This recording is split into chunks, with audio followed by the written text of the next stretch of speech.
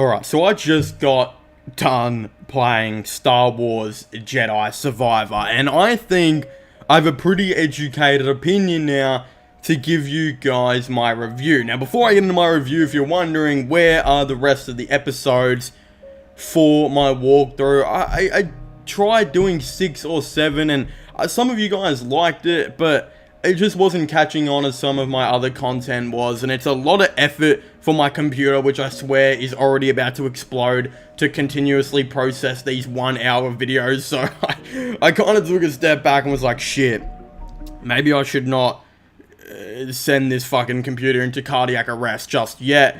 We can do it when I get my new computer, right?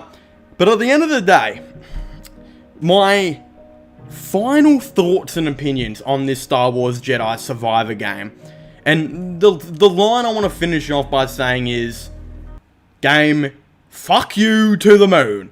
This was one of the hardest games I have ever played. Let's just get that out of the way first. I nearly fucking gained stage 8 leukemia in my mind for how fucking hard this game was. I swear to God, I played, I think, the first 75% of it on the medium difficulty, which was Jedi Knight. And then there were 1 or 2 where I was like, I can get past this, but it's going to take me 2 hours. I don't have that time in my life. I'm going to do this on Jedi Padawan because I can't be fucked spending 3 hours on it, which most people did unfortunately have to do. And then I get to the last mission, which again, a lot of spoilers for this video, by the way.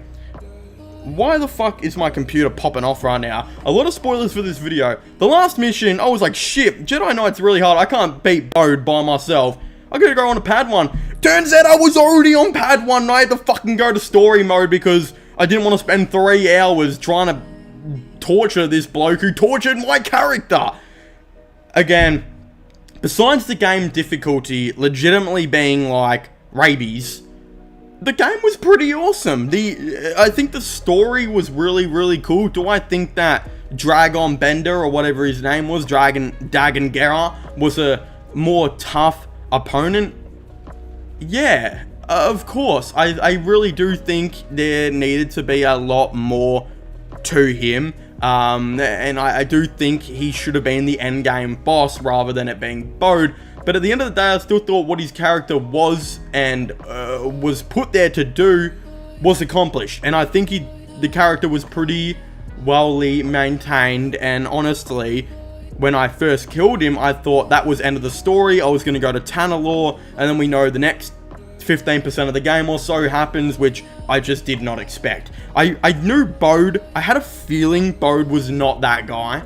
He was that guy, but a traitor, you know what I mean? I really did have that feeling, but I didn't expect the guy to turn into not a Sith, not really a Jedi, but a former Jedi who's now just a Force wielder trying to make his way into the galaxy. I really didn't know that was coming, and that was a big plot twist, and I was genuinely sitting at my PS5 and just opening my mouth like I was ready to take on a BBC. Like, I was in that much shock. Like, all of these villains that they tried to set up, you really had a lot of empathy, I think, for a lot of them. If I could change anything about either of them, I would maybe keep Bode having a blue or green lightsaber. I'm not too sure why he ended up bleeding his lightsaber. I guess that was maybe to draw attention off him and all of that type of stuff. And now that he's not really a part of the Empire, he's just working with one of the security officers and all that type of stuff. I guess it's a bit of a safety thing, but I don't know, man. It doesn't seem right for me to not see a Sith or an Inquisitor use a red lightsaber. Something about it just feels weird, you know, because Bode is neither Sith, he's not an Inquisitor, he's none of that type of stuff. He's just really a spy trying to make his way into the galaxy, and he's not, I don't think, really a bad guy. Like, look, he fucked up and killed a dude or two, but like, shit, who hasn't in Star Wars at this point? I'm pretty sure Cal Kestis has like most of that game. I don't know, it just seemed a little I would like him to have a green or blue, but I get it. He needed it because of security, blah, blah, blah. He was living in the Empire. Imagine if he had a different color saber. Suck my cock. I don't know. It just felt weird to me. I get it, though. I'm kind of talked myself into why he had a red lightsaber. I don't know why I brought it up, but it is what it is. You know what I mean? But the villains of this game was awesome. I forgot what his name was, but the big fucking Galactus, whatever his name was, from Ben 10 looking ass dude, the squid guy. I don't even think he was a squid. He just had, like, when he got cut, he looked like a squid. I don't fucking know. But that guy was mad. That guy was awesome. He was cool. I really liked him. But at the end of the day as well, what we are looking at here is a really good game, although really fucking hard game. Again, if you're under the age of 12, probably don't get this game. You probably won't be able to play it, because I think when I was 10, I probably would have just fucked up on the first mission, thrown it in the bin, and go and play Pokemon Go instead, or Pokemon Diamond and Pearl, right? Or Pokemon Platinum. You guys get where I'm fucking coming from here. But yeah, the open worldness of this game was, I think, a bit better, although I think this game had kind of less planets and less range than the first game. Like, the first game, you would go from, you know, every single different type of planet. Like, there was no planet in this game like Kashyyyk or anything like that. You just didn't see it. And I'm pretty sure, if I remember right, Kashyyyk was in the first game, right? If I remember, yeah. And I'm pretty sure bloody... oh, I forgot his name, but the guy from Southpaw with the googly eye was there. So, that's awesome. Apparently there is a cameo or two in this game. I'm yet to actually see, because I haven't done any of the bounty hunter stuff. I thought this guy would have been 100% a part of the main mission, but Boba Fett, I never ran into Boba Fett at all. Again, if I just spoiled this for you, I did say spoilers, so... the game was pretty awesome. I really liked the game. I really liked the story. Again, I know some people are saying Sierra, her battle against Darth Vader seemed a bit sus. How did Darth Vader only, like, just beat her? But in saying that, like, Sierra almost feels like, at this rate, a Jedi Master. Like, literally a Jedi Master. I'm pretty sure, I don't know if she was ever a Master. I think she might have just been a Knight. But she feels like a genuine Jedi Master at this point, which is kind of cracked. So it just felt like, yeah, she put on a really big show, and I think she caught him off guard once or twice, but at the end of the day, there was no way Darth Vader was ever losing that. It seemed like he was kind of toying with her as well, which is not out of character for Darth Vader to do with a lot of people, is toy with them and make them suffer. So that doesn't seem like a really odd thing to me at all. Again, I think the map probably still needs work. The map always gives me like a fucking brain aneurysm trying to figure out how it works in like all these games. The lightsaber combat was pretty awesome. There are still things that really need to be improved in the next game. I heard Star Wars Theory actually talk about this.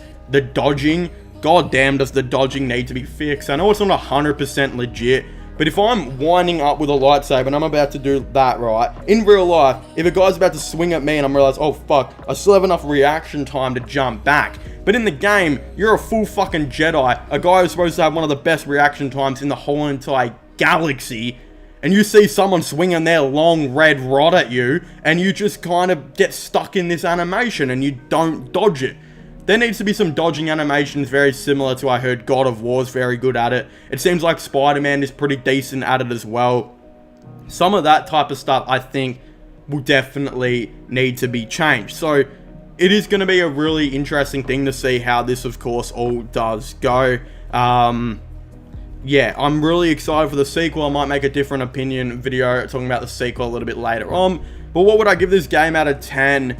I would probably go 8. I know a lot of people are giving this a 9, but it is one of the best games I've played, but it's definitely not up there as one of my most favorite. And when I look at my favorite games, I'm looking at, you know, again, Fallout 4, Pokemon Platinum, Marvel Spider-Man, GTA 5, GTA San Andreas. Those are all like 9s and 10s for me, right? And I rank those games so much more higher than I think I probably did this one. So I think it's a fair assessment for me to maybe give it an 8. I think it deserves that. A couple more things fixed here and there, and it's going to be, the sequel is going to be absolutely cracked on the stick. So I'm really excited to see it. Let me know down below if you guys would like a thoughts and opinions on a potential sequel video from me. Of course, I would definitely really like to know what you guys are thinking with this game, and yeah, I might even make a separate video. Again, also before I go, Cal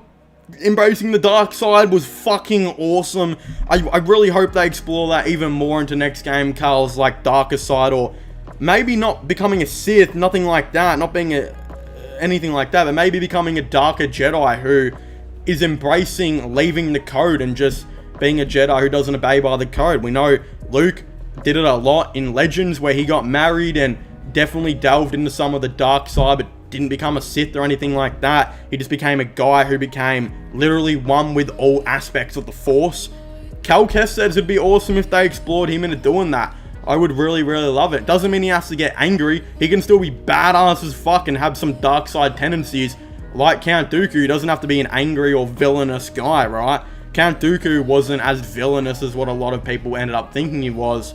You look at those type of characters and I think, yeah, again, Legends Luke Skywalker, it's fucking awesome. I think Mace Windu even delved into a bit of the dark side. He didn't become a Sith.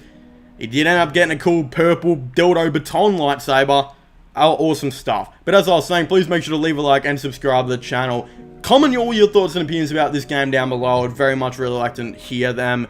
Go and subscribe to my IRL/vlog channel, my sports channel, and my podcast. All of them will be getting linked in the description down below. But as I was saying, please make sure to leave a like, subscribe, and comment. And I'll see you guys next time. Goodbye.